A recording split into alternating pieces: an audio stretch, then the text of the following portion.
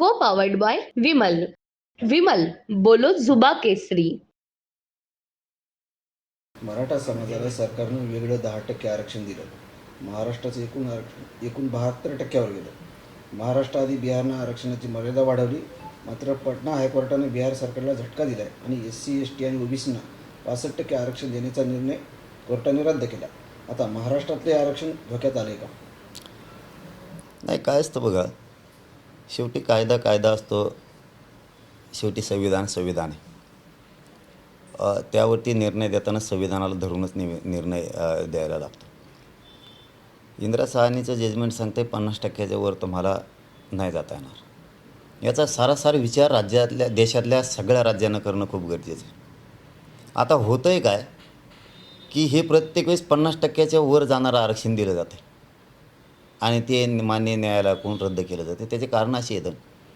एकच उदाहरण महाराष्ट्रात जर द्यायचं ठरलं तर मराठा समाज हा 10%नं आता मागासिद्ध झालेला आहे. मग कायदा सांगतो जी जात किंवा जो समुदाय मागासिद्ध झाला आहे त्याला 50%च्या आत OBC आरक्षणात घालायला लागतं असा कायदा सांगतो. आणि हे नेमकं तसं करत नाही. समाज किंवा एखादा समुदाय, एखादा घटक जर एखादा समुदाय जर मागासिद्ध झाला तर त्याला 50%च्या आत घेण्याऐवजी 50%च्या कॅपच्या वर टाकायला लागले.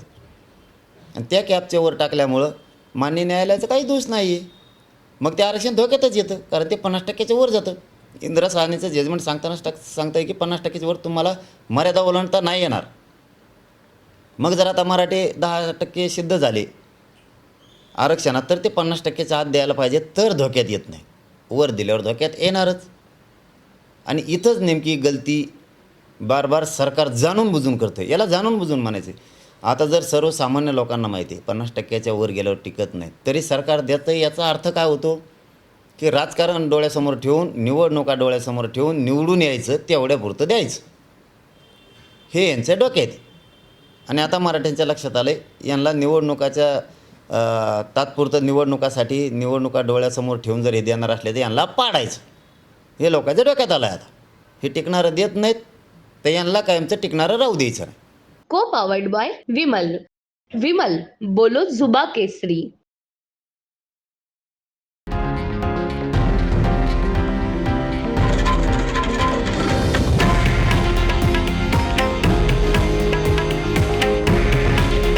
हे आहे देशातील नंबर 1 न्यूज नेटवर्क आणि आपण पाहत आहात TV9 मराठी. काळजी तुमची, हित महाराष्ट्राचं.